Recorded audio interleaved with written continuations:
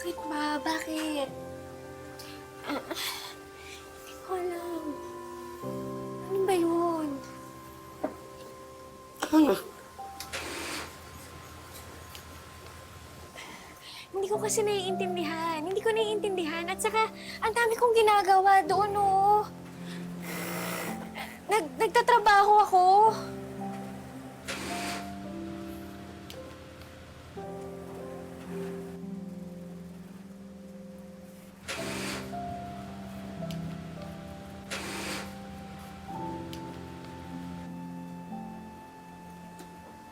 Oo naman.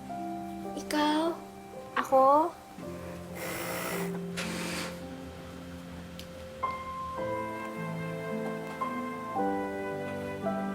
sorry.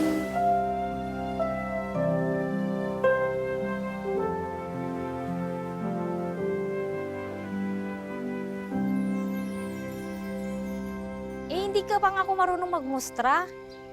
Hindi pa ako masyado noon. Hayaan mo, sabi ko sa kanya, pag Sunday, sasama ako dun sa simbahan para matuto ako magmustra.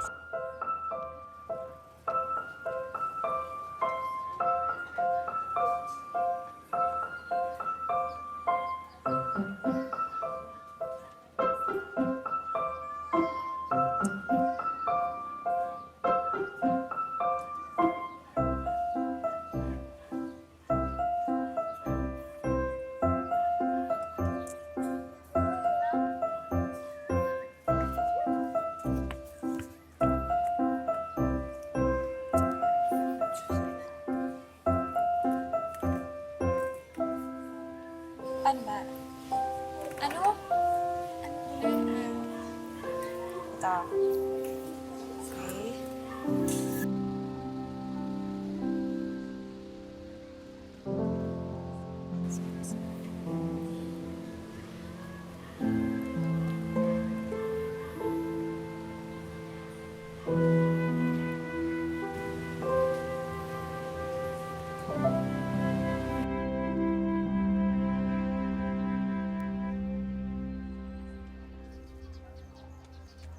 Ano?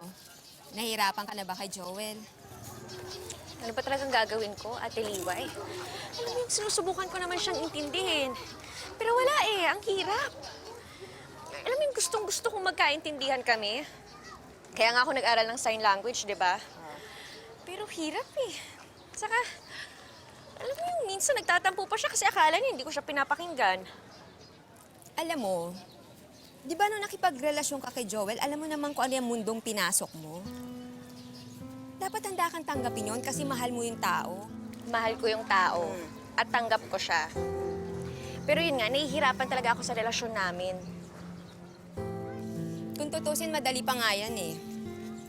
Kasi hindi pa kayo kasal. Isipin mo, paano kapag may pamilya na kayo? Walang madaling pasanin sa mundo, Christina. Pero dapat, pipiliin mo yung handa mong kayanin. O yung kaya mong tiisin.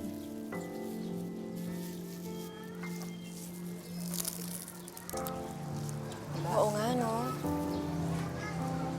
Paano nga kapag nagkapamilya kami?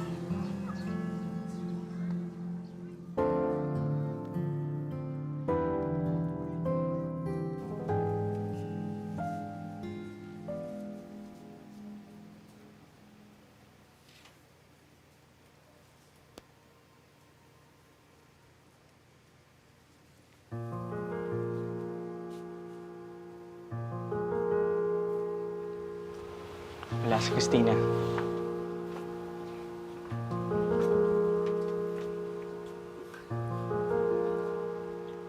Anong sinasabi niya?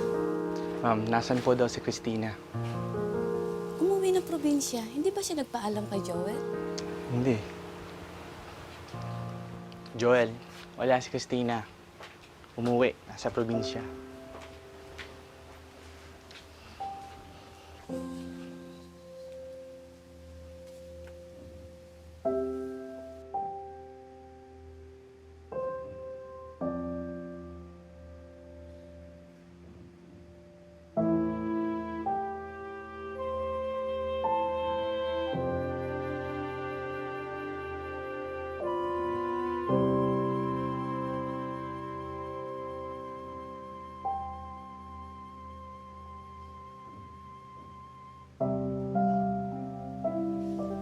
bigay yan sa akin ni Christina. Sabi niya, kung talagang mahal mo siya, hahanapin mo siya.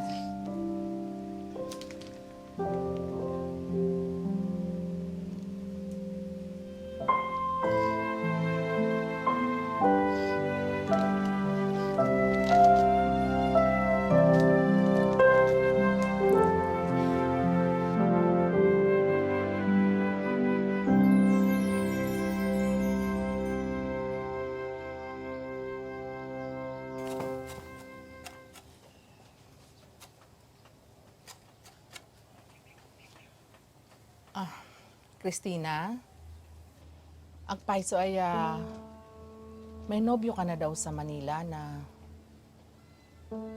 bingi at hindi nakakapagsalita. Hindi naman sa nakikialam ako. Pero ano na lang sasabihin ng mga kamag-anak natin?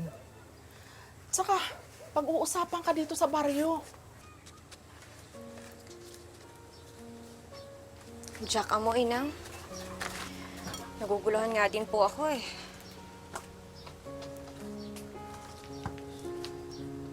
Mahal ko po yung tao.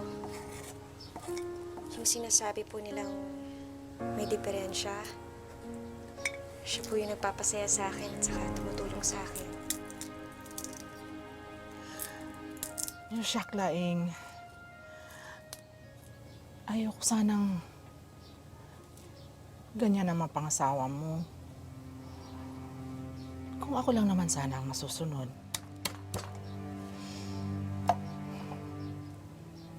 Kung makikinig ka lang naman sana sa akin na ina mo.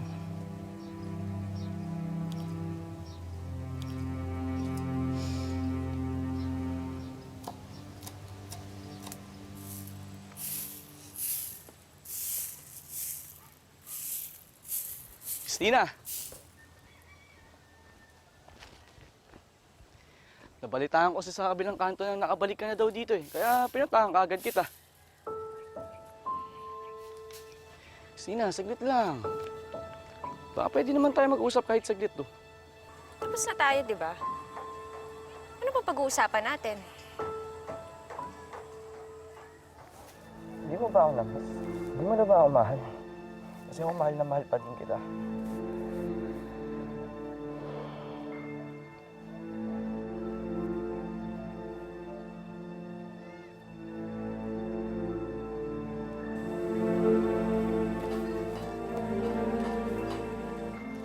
Ano ba? Tapos na tayo. Christina. Iwan mo nga ako. Aray, nasasaktan ako. Ano ba nga? Inang! Rudy, bitawan mo yung anak ko! Kung hindi, papadampot kita sa barangay tanod. Sige! Umalis ka na dito! Umalis ka na!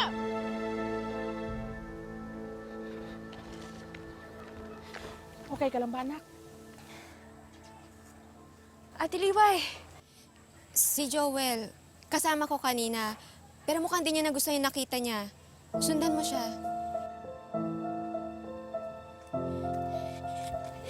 asan siya?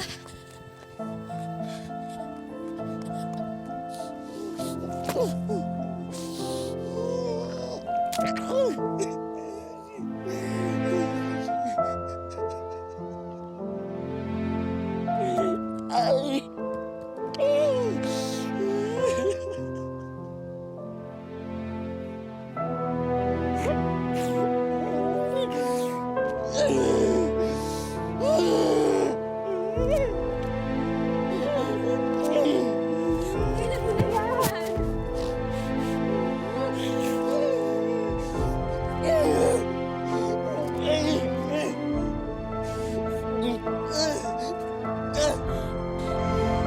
Hindi totoo na iniwan kita.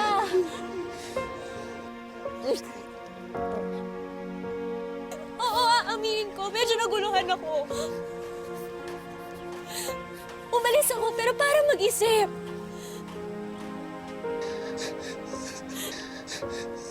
Joel, pero hindi ibig sabihin no na hindi kita mahal.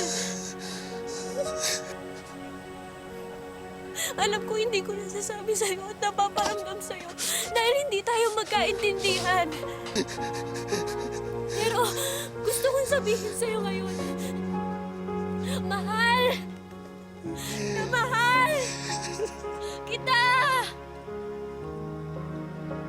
Ikaw, ako, magkasama habang buhay.